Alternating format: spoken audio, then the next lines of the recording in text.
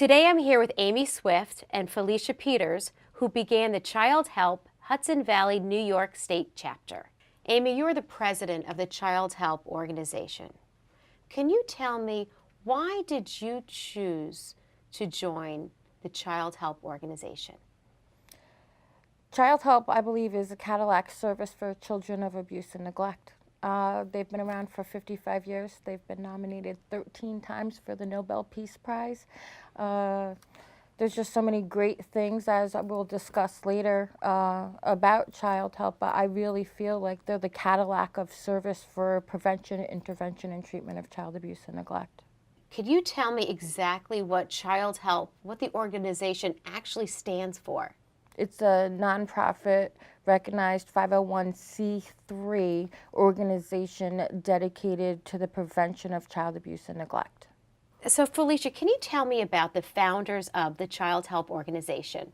Sarah Amira and Yvonne Feddersen, they're former Hollywood actresses. They played girlfriends of Ricky and David Nelson from the Ozzie and Harriet show. And Childhelp organization has been around for over 55 years, or they're celebrating their 55-year anniversary this year. And they've saved just about 4 million children. And for others to learn more about Childhelp, they could visit childhelp.org.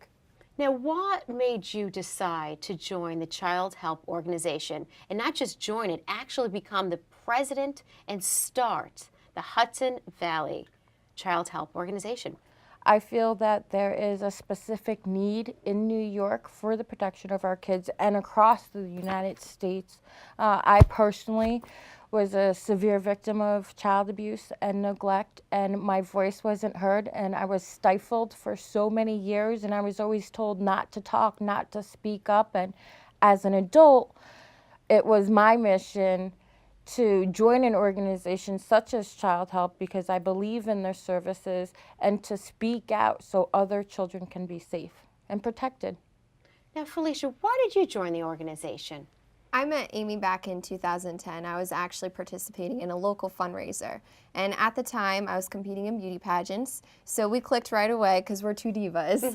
So I became friends with her, and she started to tell me her story, her being a child abuse survivor. She introduced the Childhelp organization, and I was completely unaware of the staggering statistics. I mean, child abuse is really an epidemic that we just are not aware of. And then I did also see the movie For the Love of a Child, and that's a Lifetime movie based on this organization. I really believe in this mission, and I think people are completely unaware of how many children are abused every year, that it's completely swept under the rug. So I joined in her efforts, and since then we've been doing several fundraisers, and I feel that through this first step of creating this chapter, we can hopefully put an end to this epidemic and start an education curriculum as well, so that we are helping to prevent. Now, you talked about the fundraisers. Mm-hmm. Can you tell me a little bit about the fundraisers that you already have had and what you're planning on doing? Yes. One of our biggest fundraisers is the Diva Fiva beauty pageant. And at this pageant, we promote Inner Sparkle and Outer Fabulous. All of the girls who are crowned and now become our divas actually become ambassadors of this organization. So throughout their reign, they will promote Childhelp, and people truly respond to this. They love the fact that it's kids helping kids. One of our other fundraisers we like to do is we team up with Applebee's. They've been extremely supportive of us, and we've done pancake breakfast, and our girls as well as other beauty queens partake in it as well. Now, can you tell me about the statistics here in the United States of America of children who are abused? Every day, 5 children die of child abuse, which it's just, in this time, in this year in history, that I can't believe 5 children die. A report of child abuse is made every 10 seconds in the United States, and most of the victims that die are under the age of 4. Tell me about your organization. Why are you unique? The organization is unique is because they have a 3-legged stool, and it's really prevention, intervention, and treatment. Prevention, was it last year about the Speak Up, Be Safe? Yep, they have an amazing program, Childhelp. They have the Speak Up, Be Safe program, and this is an educational curriculum to help prevent child abuse. And our goal, and the founders, they wish for us to implement this, is for all New York State school districts to have the Speak Up, Be Safe education curriculum. Right now, we have close to $10,000, and we can actually right now do 2 schools. So we hope to make it where it's across the board, all in New York. Your Speak Up, Be Safe program. Can you tell me a little bit more about that in the schools? Yes, definitely. It's such a great program. It was implemented, I would say, about 2 years ago on a national level. It's a redirection of good touch, bad touch is what we had implemented before. The state of Arizona University actually came up with this program, and it's a comprehensive program targeted in kids' grades 1 through 6. Which is important because at an early age you need to know how to protect yourself. Right. So, and for children to be able to protect themselves and know, what is appropriate behavior, personal space. Now in the 21st century we have texting and cyberbullying and Childhelp. Speak Up, Be Safe also, recognize that we need to be, join the times and be able Constantly to evolving. Yep, evolving and being able to, target that, sexting and, there was a story, a little boy had, Florida State had said he recognized the signs and he protected his little sister and he was 9 years old. So how do you, that just goes to show, early detection, early to cure, as with any disease. Right. Not that child abuse is a disease, but it's an epidemic and it needs to stop. And here's a child who's being educated. Now what do? They are a victim. What does this child do? Do they go to a teacher? Do they go to their principal? Do they call your hotline? I mean, how do they make that next step? All of those things are great options. I would definitely tell an adult, make sure that you're in a safe situation to get out of the environment that is detrimental to you at that point. Number one, we always want the child to be safe. Number two, we have a hotline that operates 365, 24/7. So it's free, it's confidential. So if you're a concerned parent and you don't want to, expose your name, you don't have to. We just want to make sure that the child is protected. And there's 140 different languages that they speak. There's a master's degree educator on the other end of the line to make sure it's a crisis intervention hotline. If you're a parent and you feel like, oh my gosh, I just can't handle my child, and you need a break and you need someone on the other end to talk to, we're there for that.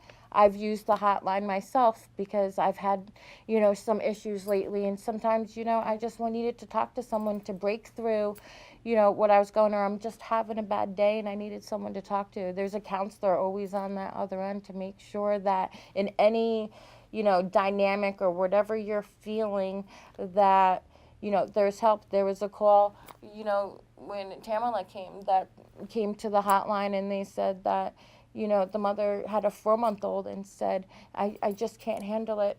If you don't get here by the time the water boils on the stove, I'm going to boil my child. Another one in September. There's a lot of interesting calls.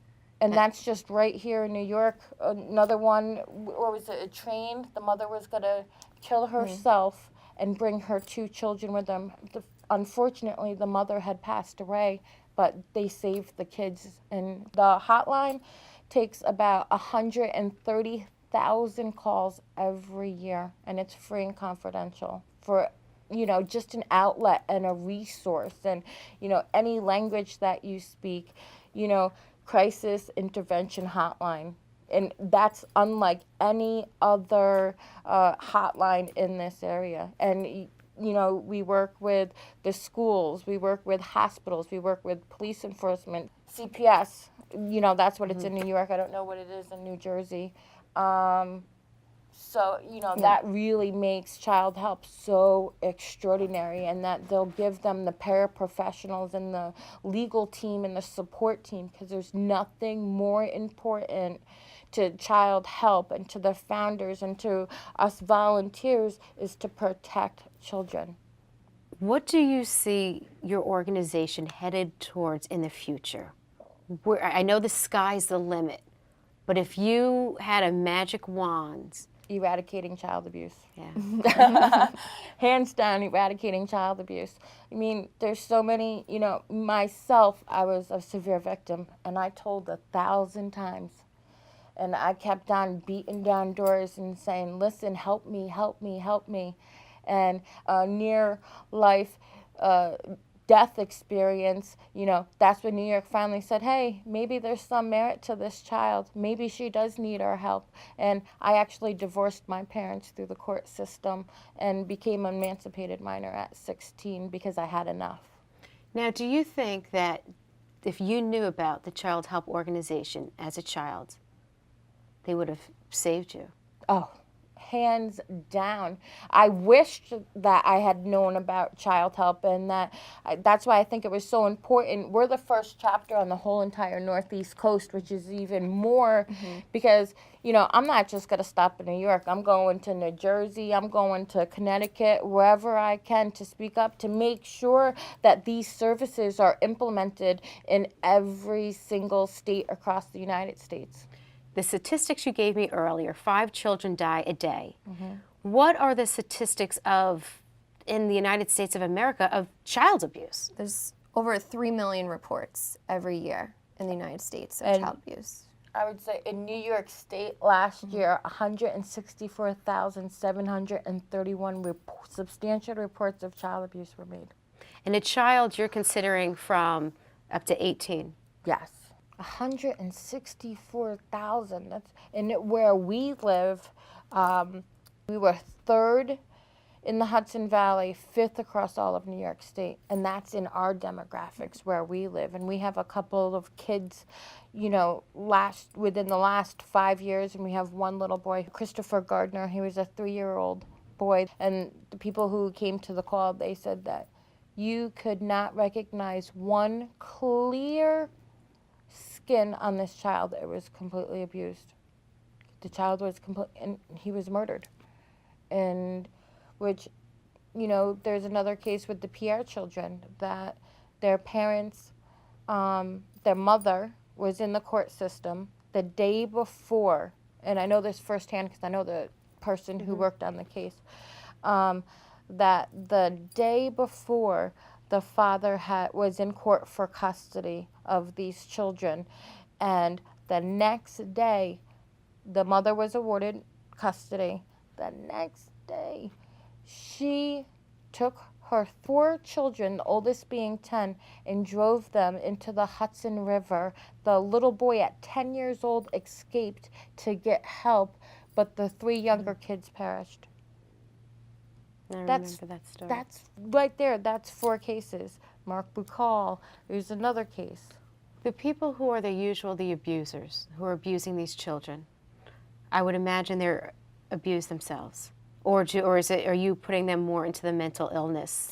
I would say 38% of people who are abused will go ahead and repeat the cycle and abuse. And that's why, education and treatment is so necessary for a survivor, for a victim, for a person who is being abused or an abuser, because it's got to give them the tools to appropriately cope and handle rough or stressful situations. Plus also, people who are abused, sometimes they may turn to other things, like maybe they will turn to drugs or crime. So by early prevention and by doing the education program, you're helping to also prevent that as well, having them turn to not necessarily good behaviors.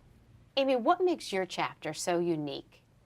I think what makes our chapter so unique is that we really have integrated families and children to join us in our fight, with our Diva Fiva, which is a beauty pageant that we touched on earlier.